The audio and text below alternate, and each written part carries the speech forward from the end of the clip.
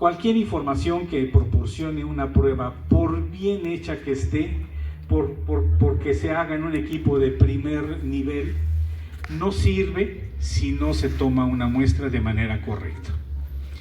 Si hacemos un símil a los procesos electorales, por ejemplo, hay mucha información o malinformación en estos procesos, en estas etapas, porque los resultados que a veces nos dan resultan poco creíbles, y esto se traduce porque la muestra que se conformó para hacer ese estudio o para hacer ese análisis se hizo de manera manipulada.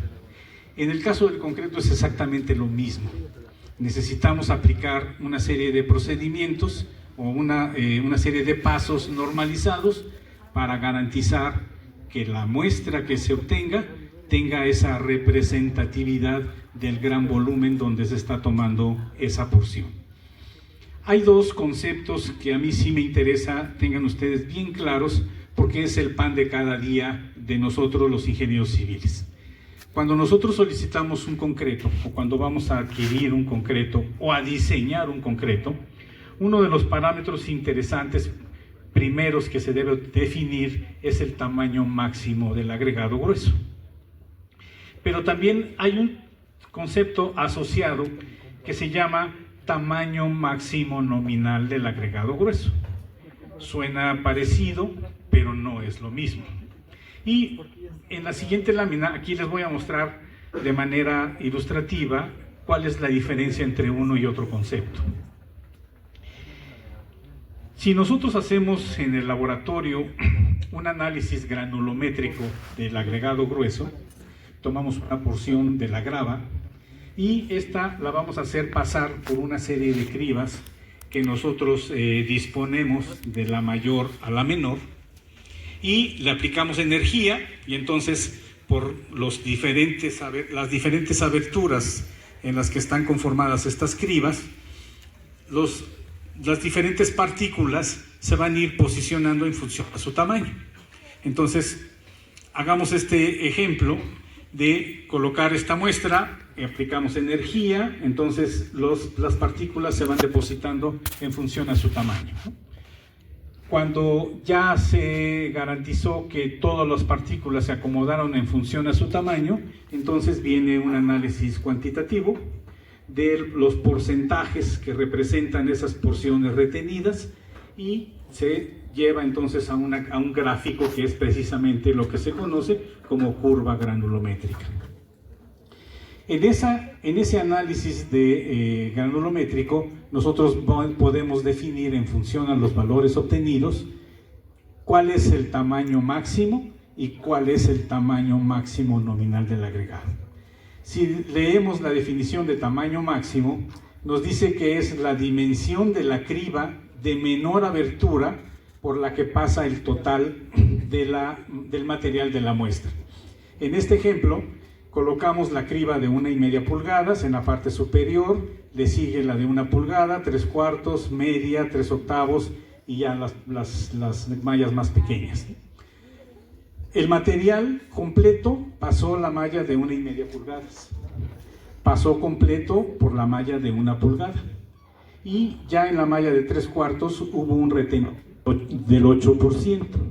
Entonces, de acuerdo con la definición, la menor malla por la que pasó todo el material, en este caso sería la de 1 pulgada. Por lo tanto, el tamaño máximo del agregado sería entonces de 1 pulgada. Y ahí la definición del tamaño máximo nominal del agregado dice que sería la menor dimensión de la criba de menor abertura por la que pasa el material de la muestra, con un retenido máximo del 10% en dicha criba. En este caso, en la criba de 3/4 tenemos un 8%, por lo tanto, el tamaño máximo nominal del agregado grueso es de 3/4. Y sabiendo esta diferenciación, entonces tenemos los elementos para solicitar de manera correcta la producción de un concreto si es que lo vamos a comprar, o bien la adquisición del material si es que lo vamos a producir. Para llevar a cabo el muestreo existen 4 posibilidades.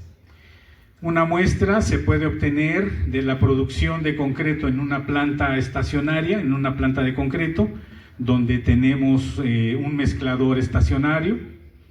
Podemos hacer un muestreo del concreto que se está solicitando para alimentar una pavimentadora. Podemos hacer un muestreo que se surte en una olla, la típica olla del concreto premezclado, o bien podemos llevar a cabo el muestreo en camiones caja que puedan tener sistemas de agitación o no para surtir generalmente pavimentos, ¿no? La conformación de pavimentos. Cada uno de estos procedimientos nos establece los pasos que debemos seguir para tomar una porción menor y llevar a cabo la cantidad de pruebas que nosotros hemos determinado realizar. La muestra, por lo tanto, entonces debe ser de un volumen suficiente que nos alcance para hacer todas las pruebas que hemos proyectado realizar. Una condicionante esencial es que esa muestra no la podemos tomar antes del 15% de la descarga, ni posterior al 85% de la descarga. Eso no lo dice la normativa mexicana, y la normativa americana nos dice que la muestra no se debe tomar antes del 10% de esa descarga, ni posterior al 90% de la misma descarga. El intervalo para poder obtener una muestra es tomar por lo menos 2 porciones en intervalos regularmente espaciados. Esa obtención de la muestra está delimitada en el tiempo. No nos podemos tardar más de 15 minutos en tomar una muestra de concreto fresco. Esta muestra, ya una vez que hemos tomado las porciones, aquí vemos una ilustración que ejemplifica esta acción. Está ya el canalón lubricado, está el recipiente que va a recibir la muestra, y por lo tanto en la posibilidad de poder conformar y tomar una muestra. Ya una vez que hemos tomado las diferentes porciones en función a la cantidad de pruebas y a la cantidad de especímenes que vamos a manufacturar, entonces nos vemos obligados a proteger esta muestra de lo que es el sol, el viento, la lluvia y otras fuentes que pueden provocar evaporación, contaminación o alteración de las características del concreto. Esto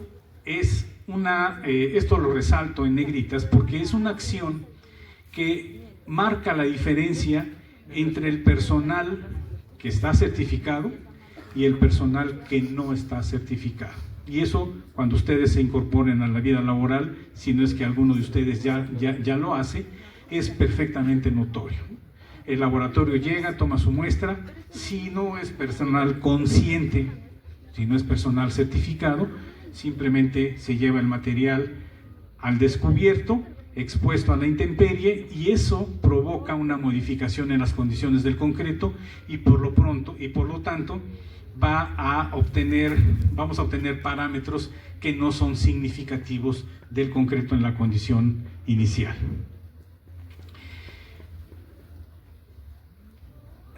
La siguiente prueba es la determinación del revenimiento.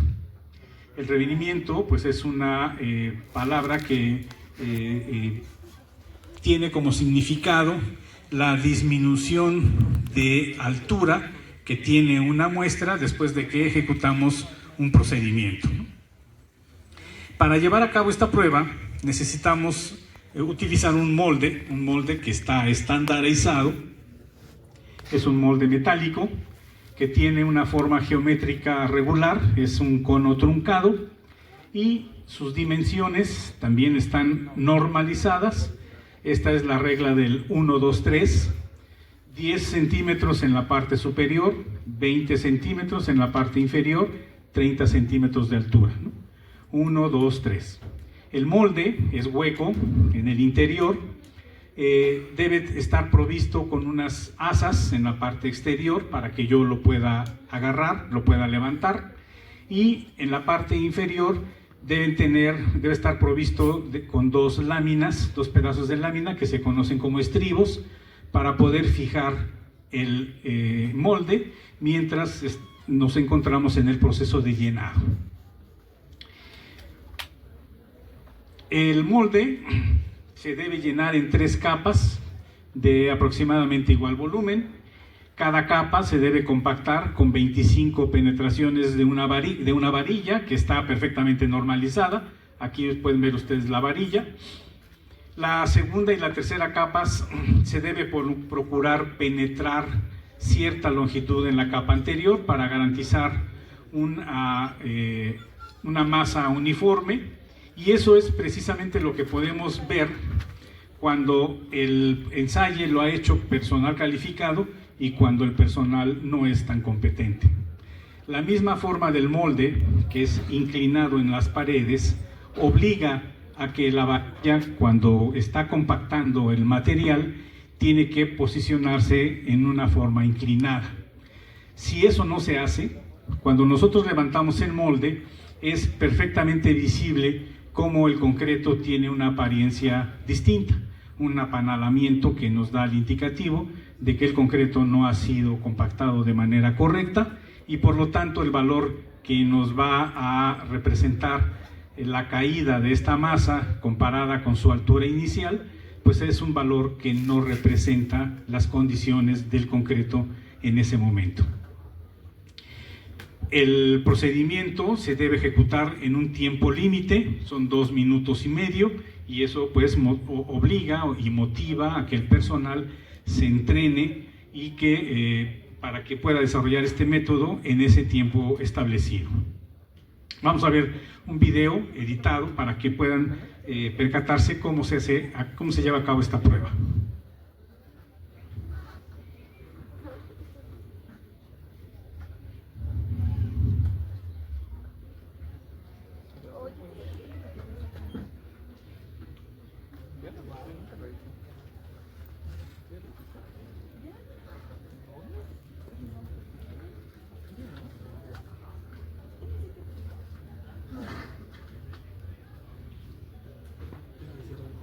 Bueno, es un video que tiene a volumen, pero se los explico, ¿no? Está llenando el molde, 3 capas, 25 golpes.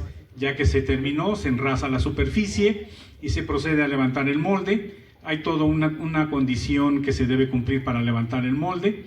No se le debe provocar torsión y se debe levantar inclinado. Y lo que sucede entonces es, invertimos el molde, apoyamos la varilla en la parte superior y entonces medimos la disminución de altura en el punto medio de la superficie desplazada. Ese valor es precisamente lo que se conoce como revenimiento, y ese es un valor característico que nos solicitan los productores de concreto cuando nosotros hacemos una solicitud de este material. La norma mexicana C155, que les decía que es esa norma que establece las condiciones, las características que debe reunir el concreto, tanto en estado fresco como en estado endurecido, nos dice, con relación al revenimiento, que hay una clasificación que ha modificado la forma de ver el concreto en los últimos años en nuestro país. Ahora podemos decir que básicamente hablamos de 2 condiciones: cuando el concreto es estructural y cuando no lo es. Cuando es estructural, que es utilizado para la mayoría de las construcciones, el revenimiento está limitado a cierto valor para poderse diseñar sin el uso de aditivos. Si yo voy a diseñar un concreto con un revenimiento de 10 centímetros, lo puedo hacer exclusivamente utilizando agua.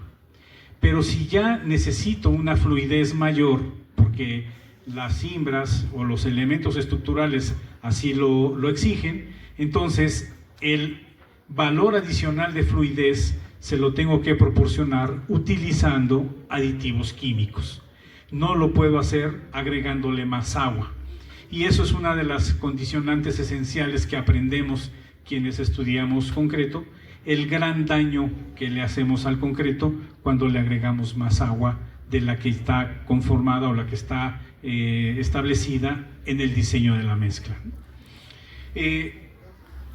Cuando nosotros hacemos una revisión de cada una de las ollas en una obra, esta llega a la obra y pues lo que hacemos, tomamos una muestra, hacemos la prueba y entonces ese valor, ese simple valor que ustedes han visto, nos puede servir para aceptar o para rechazar ese volumen que nos están surtiendo. Esta es la prueba que nos permite tomar esa decisión de aceptar o no aceptar la recepción del concreto.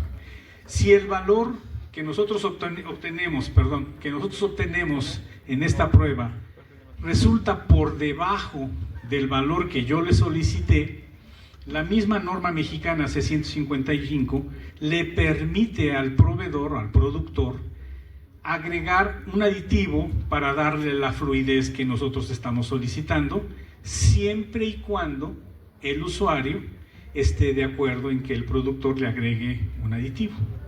Y yo diría, no tiene ningún problema el que se modifique la fluidez en obra, siempre y cuando no sea agregándole más agua.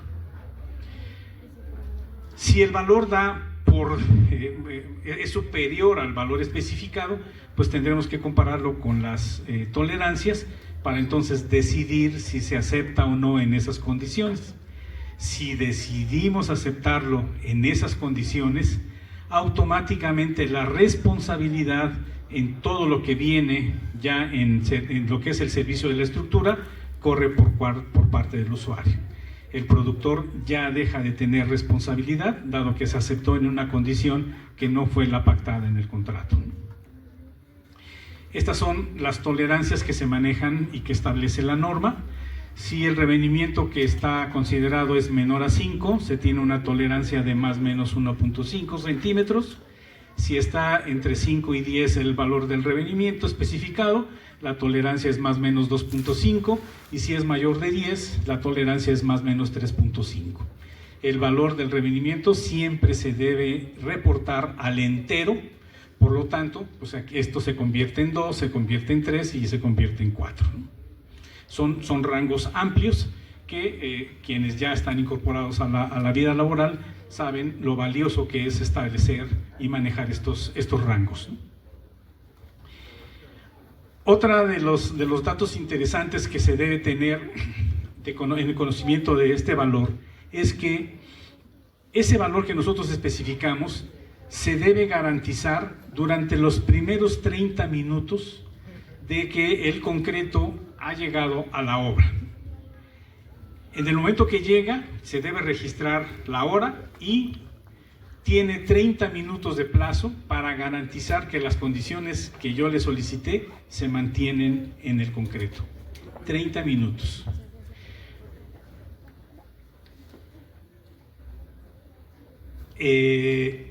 Hay la posibilidad de hacer 2 ensayos. Si en el primero da un valor pues desfavorable, hay posibilidad de solicitar un segundo ensayo. El resultado de ese segundo ensayo va a ser el definitivo para decidir si se acepta o no el concreto en esas condiciones. Otro parámetro interesante que es de mucha utilidad y que desafortunadamente por la ignorancia en el tema es la determinación de la temperatura. Vamos a imaginarnos cuando nosotros nos enfermamos. Cuando nosotros nos enfermamos y estamos hospitalizados, por ejemplo, ¿cuál es el parámetro que están determinando todos los días a toda hora? La temperatura corporal.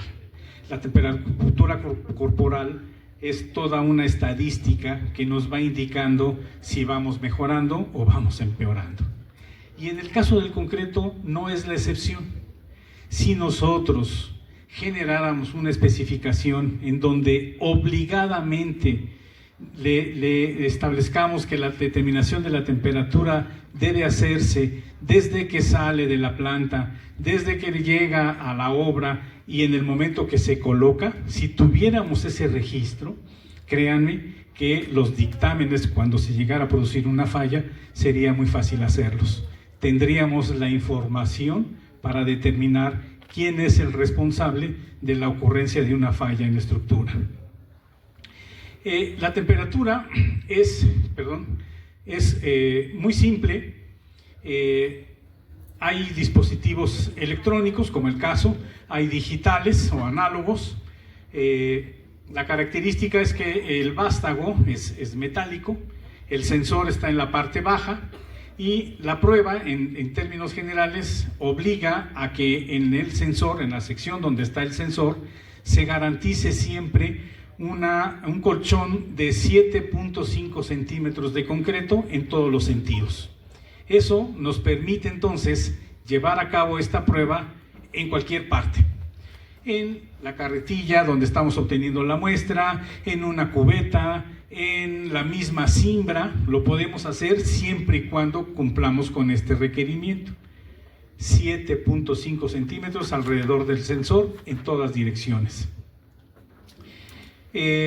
Y por lo tanto, cuando nosotros estamos en un proceso constructivo, inmersos en un proceso constructivo, pues es bien importante estar monitoreando cómo se está comportando la temperatura del material. Algo que, bueno, vamos a ver el video. Realmente la prueba es muy simple, muy sencilla, pero repito, nos da una información vital para el esclarecimiento de la responsabilidad en caso de falla. Obtenemos una muestra, introducimos el aparato, siempre debemos garantizar los 7.5 centímetros alrededor del sensor. Aquí vean ustedes cómo se está modificando el valor conforme pasa el tiempo. Debe transcurrir un lapso de por lo menos 2 minutos para que la lectura se estabilice. No debemos sobrepasar los 5 minutos, y ya una vez que se ha estabilizado, entonces obtenemos el valor. Así de simple. Es una acción muy sencilla, que no nos lleva mucho tiempo y que nos sería muy útil para el control de la vida útil de una estructura. Hay una serie de recomendaciones que nos da la norma mexicana 655 en el caso de la temperatura, y se refiere a las condiciones extremas de climas, ya sea fríos o calurosos. En el caso, por ejemplo, de las secciones de los climas fríos, dependiendo de la dimensión de la estructura, nos da un valor mínimo que debe tener el concreto, ¿no? Vamos a pensar en un muro de 10 centímetros de espesor.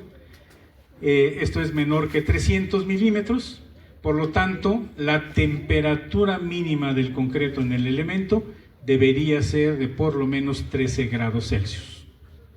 Eso nos lleva entonces a tomar una serie de precauciones para que tanto el productor como el constructor tomen todas las prevenciones que sean necesarias para garantizar que ese valor mínimo se conserva en la estructura. ¿De acuerdo? Asimismo, cuando ha habido necesidad de calentar los agregados para incrementar la temperatura en climas fríos, no debemos exceder los 32 grados Celsius. Si lo calentamos en exceso, lo que vamos a provocar es un choque térmico, y eso se va a reflejar en una serie de grietas a tempranas edades. Y eso ya no se puede arreglar. Ni con la inyección de las famosas resinas es muy difícil garantizar la homogeneidad nuevamente de una estructura que está agrietada por contracción plástica. En climas cálidos, que es el caso contrario, en lugar de calentar necesitamos enfriar los materiales. Debemos tomar en cuenta que el concreto no debe exceder, de acuerdo con las recomendaciones de la norma 655, no debe superar los 38 grados Celsius. Hay regiones del país, por ejemplo en el norte, o en el sureste, o en el sur, en donde las temperaturas ambientes superan fácilmente estos valores. Es indudable que entonces, si la temperatura ambiente es en ese valor, se lo va a inducir al concreto, y el concreto, como sabemos, durante su proceso de fraguado se genera una reacción que propicia el calor, pues si le sumamos el calor del medio ambiente, fácilmente podemos superar este valor, y si eso sucede, el concreto se va a agrietar. Por eso es un valor que hay que tomar en cuenta. Hay regiones en nuestro país que incluso no debemos llegar hasta los 38, sino simplemente limitarlo a los 32 grados Celsius.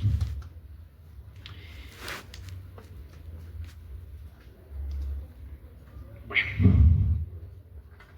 Otra prueba que se le aplica al concreto en el estado fresco es la determinación de la masa unitaria. El concepto de la masa unitaria es una relación de peso a volumen. ¿Cuánto concreto entra en un volumen conocido? Así de simple es este concepto, pero es de mucha utilidad, y una de las aplicaciones prácticas lo vamos a ver más adelante. ¿Cómo obtenemos el valor de la masa unitaria? Pues simplemente aplicamos esta formulita, que es obtener, bueno, obviamente llenar el recipiente. Es un llenado estándar, 3 capas, 25 golpes por cada capa, y le damos de 10 a 15 golpes con el mazo en la parte exterior al molde para que el concreto cierre las huellas de la penetración de la varilla, ¿no? Ya una vez que se conformaron las 3 capas, se enrasa, se limpia y entonces se lleva a una báscula para determinar el peso completo del recipiente junto con el concreto. A ese valor le vamos a restar el peso del recipiente en la condición vacío, y en esta resta vamos a obtener el peso bruto del concreto, simplemente el concreto, y mediante una acción que se lleva a cabo previamente en el laboratorio, es la determinación con precisión del volumen, se le llama calibración del aparato. Obtenemos un parámetro que se conoce como factor, el factor del recipiente, que no es más que la inversa. Tenemos la inversa del volumen. Si yo multiplico el peso bruto del concreto por el factor, estaría haciendo la operación de dividir el peso bruto entre el volumen. De esta manera, pues, obtenemos un valor que es lo que nos indica en qué categoría podemos clasificar al concreto, si es liviano, si es de peso normal o si es denso. Otro parámetro que podemos obtener aprovechando el valor obtenido en la masa unitaria es el rendimiento. Una de las principales controversias que se presenta en una obra es la determinación del volumen. Siempre nos estamos peleando con el productor porque resulta que nosotros hacemos una cuantificación, decimos que vamos a hacer un colado de 20 metros cúbicos, el productor nos surte 20 metros cúbicos y resulta que no completamos el llenado de las estructuras, ¿no? Y entonces viene el pleito permanente con el productor, porque le decimos que no nos está surtiendo completamente el producto. Viene el productor, entonces hace una serie de mediciones y determina si efectivamente las cimbras permanecieron en su lugar, si tenían las dimensiones correctas, etc. Viene toda una polémica. Todo eso se puede ahorrar si nosotros de manera recurrente hiciéramos este cálculo, que es muy simple. Si nosotros pactamos desde un inicio con el productor que nos debe proporcionar el valor del peso total de los ingredientes que intervienen en la producción de ese concreto, es un valor que nos pueden dar sin mayor problema, nada más hay que solicitarlo. Ese peso total yo lo divido entre la masa unitaria que acabo de determinar en la prueba de campo. La división nos va a dar el volumen exacto del concreto que nos están surtiendo, sin mayor problema de mediciones, sin mayor problema de fijarse en cimbras, sin esperar que vengan los técnicos a revisar las estructuras, etc. Es una manera muy simple, pero muy efectiva para controlar volúmenes en una obra. Y bueno, esta prueba, como ustedes lo han visto, requiere del uso de un recipiente. El tamaño del recipiente está en función al tamaño máximo nominal del agregado grueso. Por ejemplo, si el tamaño máximo es de 1 pulgada, 25 milímetros, el volumen o la capacidad del recipiente debe ser por lo menos de 5 litros. Si estamos hablando de 1,5, conforme va incrementando el tamaño máximo, obviamente se va incrementando la capacidad del recipiente. Si ustedes tienen un concreto de 2 pulgadas como tamaño máximo nominal, no pueden utilizar un recipiente de 10 litros, mucho menos uno de 5 litros. Tiene que ser obligadamente uno de 14 litros. Eso está contemplado en normas, ¿no? Otra condicionante interesante en esta prueba es la forma en que compacto el concreto en el recipiente, y eso está en función al valor del revenimiento. Si yo tengo revenimientos superiores a los 8 centímetros, lo puedo compactar simplemente introduciendo la varilla.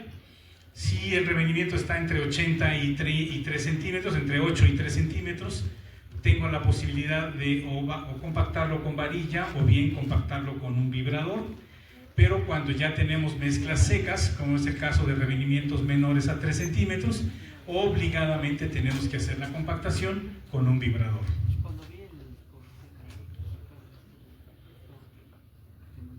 Y bueno, pues rápidamente vemos cómo se hace esta prueba. Esta prueba se puede hacer en laboratorio, se puede hacer en campo. Lo que está haciendo es llenar la primera capa. Viene la compactación con la varilla. Entonces, lo que está haciendo ahí es medir la penetración de la varilla. Son 25 golpes distribuidos de manera uniforme. Por lo general se comienza por el perímetro y se va llegando en espiral hacia el centro. Se le dan de 10 a 15 golpes en el exterior del molde, y esto se hace en 3 capas. Ya que se llega a la tercera capa, viene esta etapa también importante, que es el enrase. Se tiene que hacer con una placa. Este es, digamos, el procedimiento estandarizado para que la superficie del concreto quede a ras del nivel del borde superior del recipiente. Ya una vez que enrasamos, tenemos que limpiar todo el exceso de concreto que ha quedado adherido en la pared exterior del recipiente, y lo llevamos a una báscula, lo pesamos y entonces aplicamos la fórmula que ya les mostré al principio de este método. ¿Qué nos dice la norma C155 con respecto a la masa unitaria? Precisamente este valor nos da la posibilidad de clasificar al concreto en 3 condiciones. En la condición de ligero, cuando es de peso normal y cuando es un concreto denso. El concreto de masa normal, su rango está comprendido entre 1900 y 2400 toneladas por metro cúbico. Es concreto ligero cuando el valor de su masa unitaria es menor a 1900, y es un concreto denso cuando tiene un valor superior a los 2400. La norma nos dice que la unidad que se utiliza para manejar el volumen es el metro cúbico. No son los litros, no son las onzas, no son ninguna otra unidad que no sea precisamente el metro cúbico. Y la posibilidad que tiene el productor de entregarnos no precisamente el valor exacto del volumen que nosotros estamos solicitando. Sí, ellos tienen la posibilidad, un margen de más o menos el 2% del volumen del que se está solicitando. Si yo pido 8 metros o me surten 8 metros, él tiene la posibilidad de surtirme 160 litros más o 160 litros menos. Y si eso lo transformamos en cubetas, pues estamos hablando un poquito más de 8 cubetas. Que para colados masivos pues no es tan significativo, pero en colados pequeños sí representa un volumen importante. Otro método que puede aplicarse al concreto en el estado fresco es el contenido de aire. Hay 3 métodos para determinar el contenido de aire. La norma anterior, la masa unitaria, puede hacer un cálculo teórico del contenido de aire valiéndose de otras propiedades de los agregados. No es el caso porque es un valor teórico, mejor es hacerlo directamente en una muestra de concreto. Este método, que se conoce como el método de presión, que está contemplado en la norma americana ASTM C231, quizás es uno de los métodos más utilizados en la práctica, pero tiene sus limitaciones.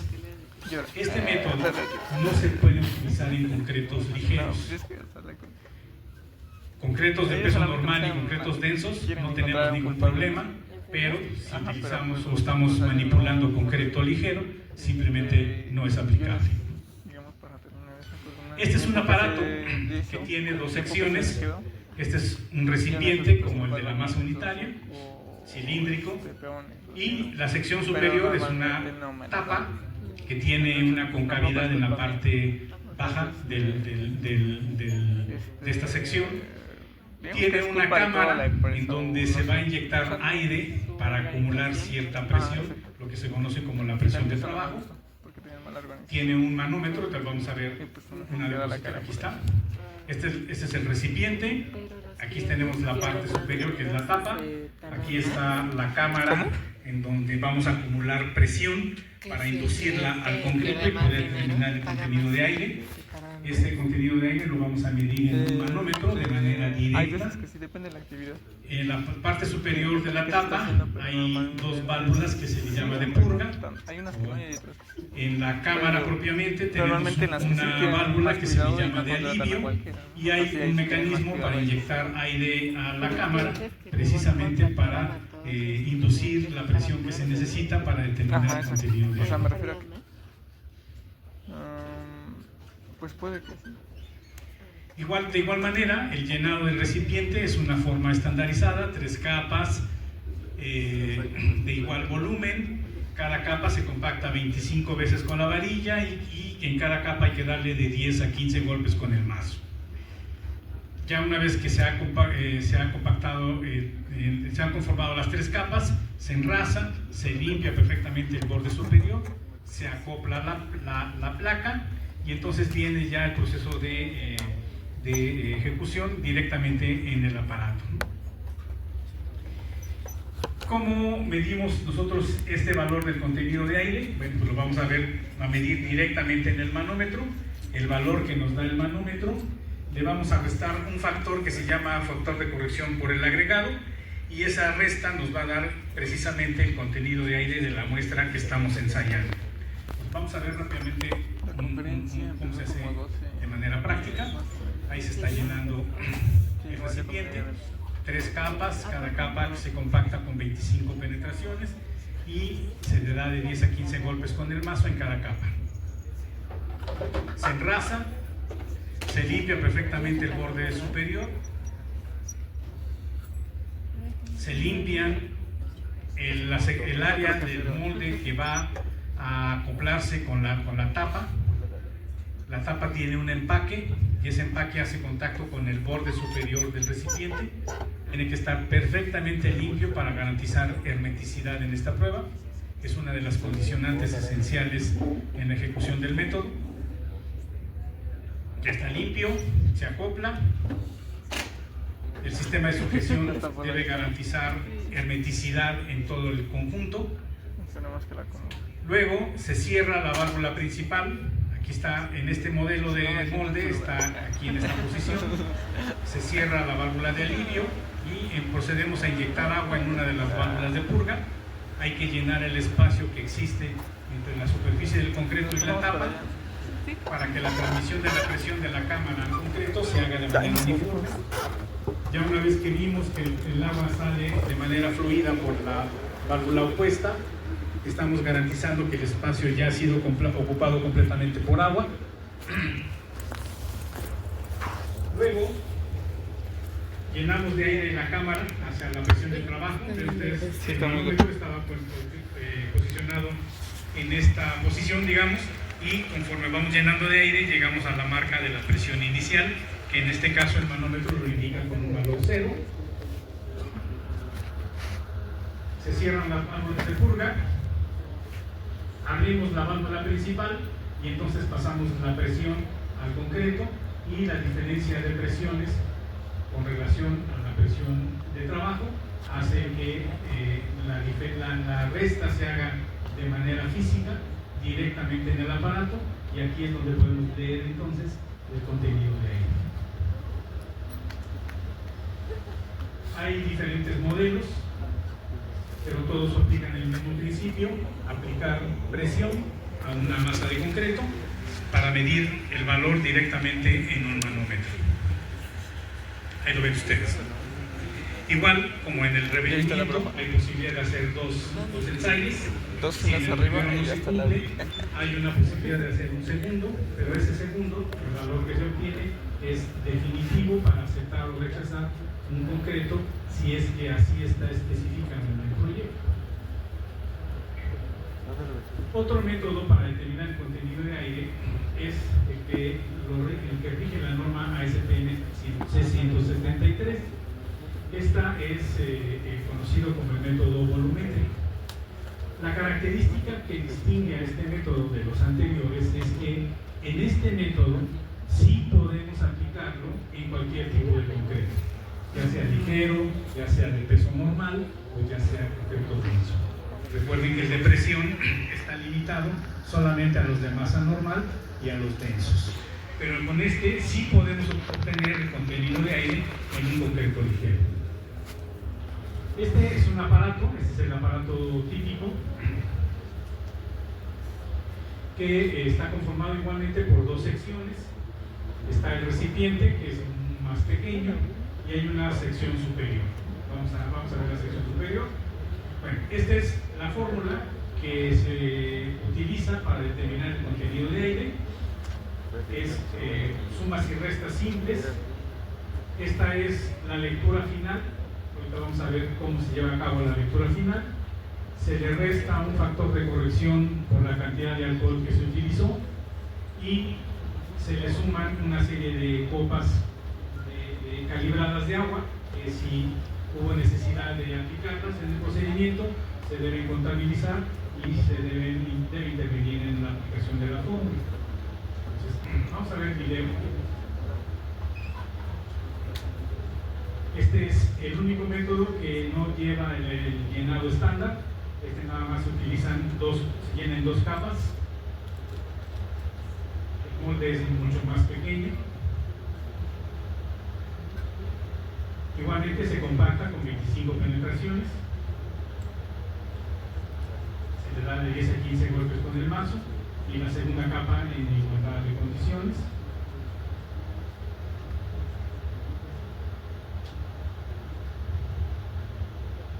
El volumen del recipiente es mínimo 2 litros, por eso decía que es más pequeño.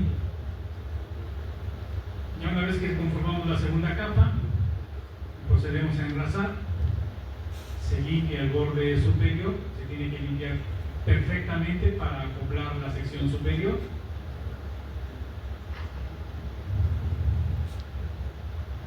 Y ahora, después del acoplamiento, pues toda esta sección está vacía, tiene que ser ocupada con una mezcla de agua y alcohol. Se introduce un embudo. Ese embudo tiene una longitud que casi llega a lo que es la superficie del concreto. Se vierte primero medio litro de agua. Después se selecciona una cantidad de alcohol. Es un alcohol industrial, alcohol isopropílico. Este es un agente dispersante porque el problema principal en esta prueba es la generación de espuma. Y si se genera mucha espuma, se dificulta la toma de las lecturas. Ven ustedes que en esta parte del molde del aparato hay una escala graduada. El nivel del agua inicial se debe llevar a la marca 0. Ya que se llegó a la marca 0, se cierra también con un sello hermético y se procede a combinar ese líquido que tenemos ahí, agua y alcohol, con el concreto.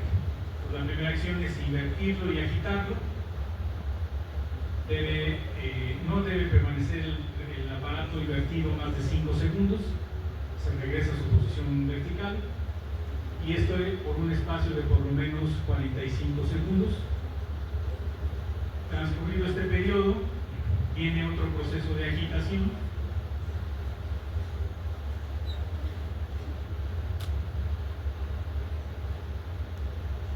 La razón por la que no debe permanecer mucho tiempo invertido es que cabe la posibilidad de que el agregado grueso se vaya hacia el cuello y eso imposibilite la toma de las lecturas.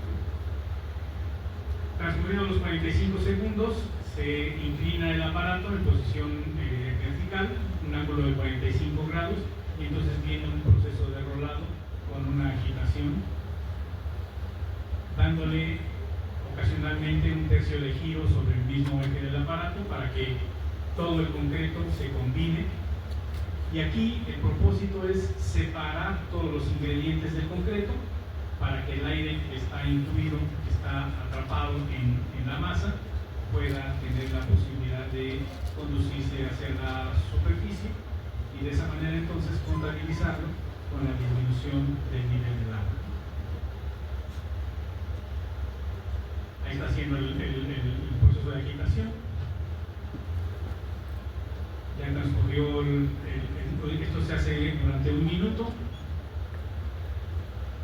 Se destapa para que se rompa la presión interna y entonces la presión atmosférica se ejerza sobre la columna de agua que está visible y entonces una vez que se estabilice el nivel podamos tomar una primera lectura. Se dice que la lectura es estable cuando en un lapso de 2 minutos, 2 lecturas consecutivas no tienen una diferencia mayor al 0.25%. Puede suceder que nos tardemos más de 6 minutos en lograr esta estabilización. Si ese es el caso, se tiene que desechar esa prueba y se tiene que comenzar con otra muestra, incluyendo una cantidad mayor de agua. Viene un segundo proceso de agitado, es únicamente el rolado a 45 grados y lo que se hace entonces es comparar las lecturas ya una vez que estas son estables durante el segundo rolado comparado con el primero, y si la diferencia entre ambas no es mayor a 0.25%, entonces la lectura se considera estable y esa lectura se considera entonces como la lectura final, y ese es el valor que necesitamos para calcular el contenido de aire. Si la diferencia entre estas dos lecturas sigue siendo mayor a 0.25%, tenemos la posibilidad de ejercer un tercer periodo de rolado, de agitación, y nuevamente comparar lecturas. Si ya no hay una diferencia mayor a 0.25, esa última lectura corresponde a la lectura final, que es la que utilizaremos para el cálculo del contenido de aire, y si la diferencia persiste en ser mayor al 0.25%, entonces la prueba se desecha, tenemos que iniciarla considerando una mayor cantidad de alcohol. De esta manera entonces obtenemos el contenido de aire. Y finalmente viene la norma que contempla todos los pasos que debemos cubrir para elaborar especímenes de prueba. Se dice que para determinar características a la compresión necesitamos manufacturar cilindros o cubos. El cilindro estándar es el que tiene 15 centímetros de diámetro y 30 centímetros de altura. Es una relación diámetro-altura de 2. Y cuando nosotros utilizamos especímenes para determinar resistencias a la tensión, son vigas, son prismas cuadrangulares que tienen 15 o 10 centímetros en la sección cuadrada. Pues existe todo un procedimiento, toda una metodología para el llenado de los cilindros, pero fundamentalmente lo que yo les quiero destacar es esto que ustedes ven resaltado en este párrafo. Cuando yo termino de manufacturar los especímenes en una obra, la norma nos obliga a proteger estos cilindros en un ambiente cuya temperatura se encuentre comprendida en este rango, 16 grados Celsius a 27 grados Celsius. Eso dice la norma. En nuestro país esta consideración es poco tomada en cuenta, pero es bien importante para el desarrollo de resistencia a edades tempranas.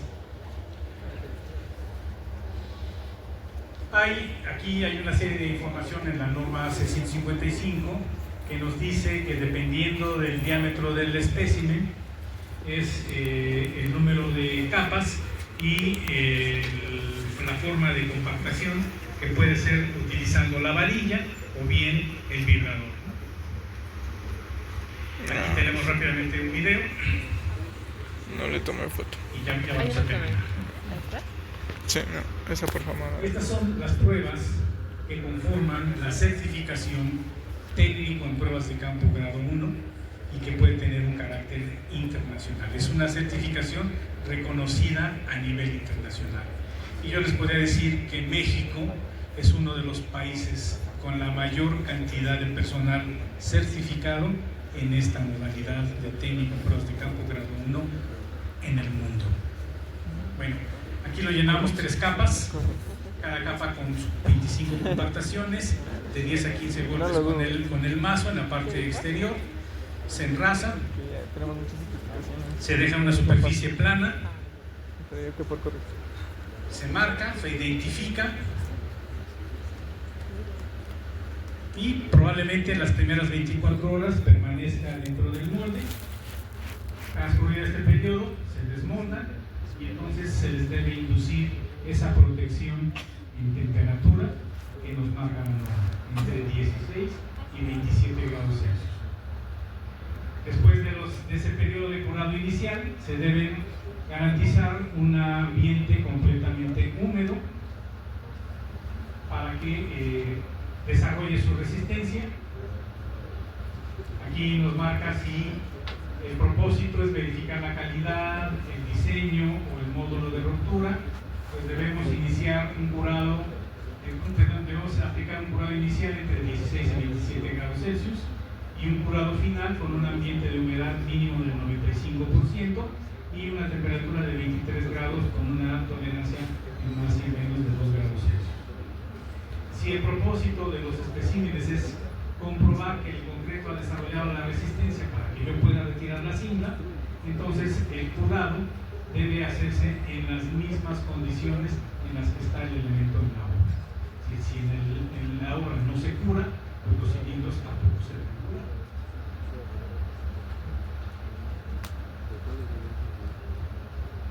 Bueno, ya lo vimos, la resistencia a la compresión se hace en cilindros, en especímenes cilíndricos y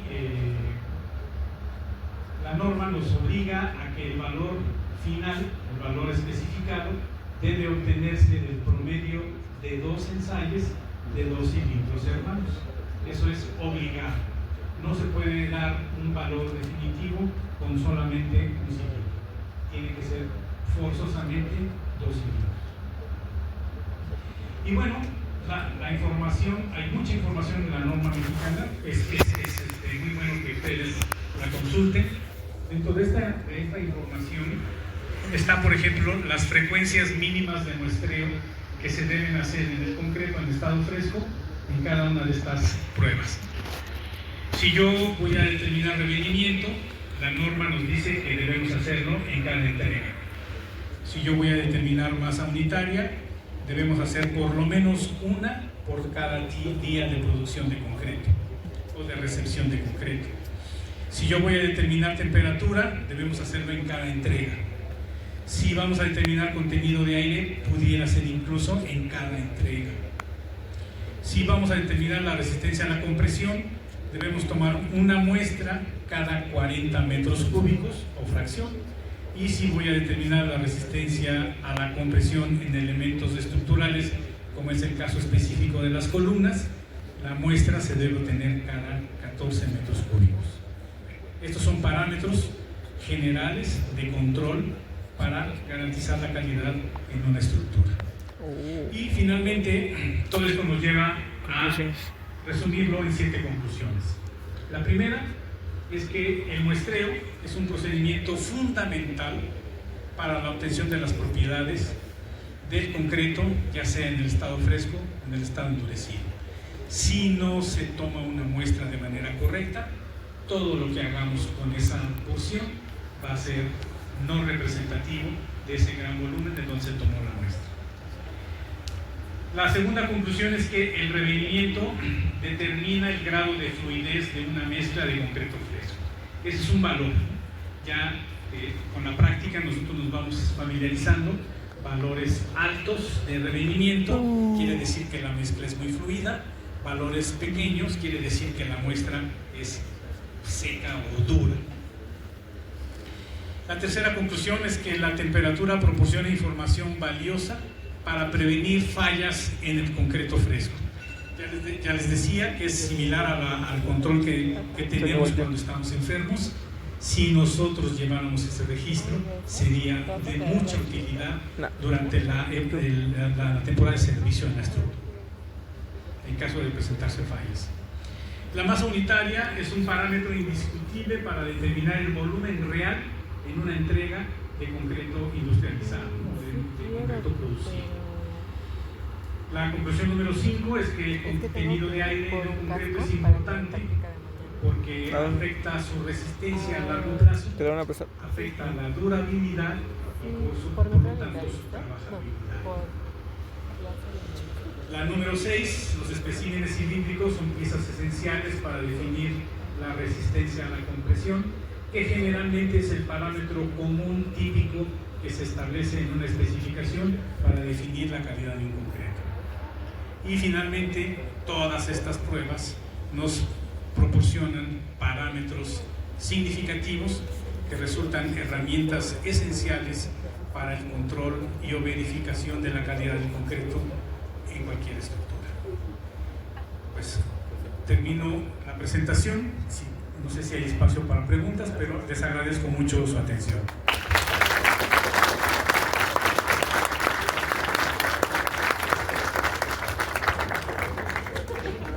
Agradecemos al ingeniero Montoya y en nombre del director y de nuestra escuela